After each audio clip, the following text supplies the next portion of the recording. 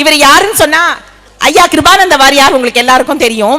அவருடைய பேரன் கிருபானந்த வாரியார் அவர்கள் தான் நம்முடைய புரட்சி தலைவருக்கு இந்த பொன்மன செமல் என்ற பட்டம் கொடுத்தவர்.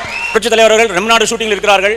வாரியார் சுவாமிகள் ஒரு கோயில் திருப்பணிக்காக அவரிடம் வசூலுக்கு சென்றிருந்தார்கள். ஷெட்டில் வெளியே பூட்டி கொண்டு அங்கே ஷூட்டிங் நடந்து கொண்டிருக்கிறது. எம்ஜிஆர் அவர்களுக்கு சொல்லுவதற்கே மிகவும் தயங்கினார்கள்.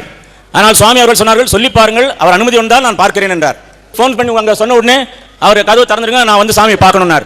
சாமி வந்து பார்த்த உடனே, சாமி எங்கே வந்திருக்கீங்க ரொம்ப தூரம் கேட்டார்.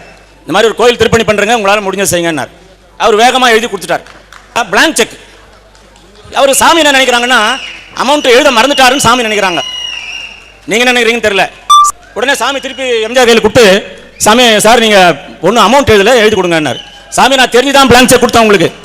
மனசு பாருங்க, ஏன் இந்த பட்டம் கொடுத்தாருன்னு இப்போ உங்களுக்கு புரியும். அதெல்லாம் அவர் மனசு என்னன்னா, இந்த திருப்பணிக்கு எங்கிட்ட வந்த பிறகு இன்னொரு நாட்டு நீங்க போக கூடாது, நான் தான் கடைசி. உங்களுக்கு பேங்க்ல எவ்வளவு அமௌண்ட் வேணுமோ அவ்வளவு அமௌண்ட் இருக்குது.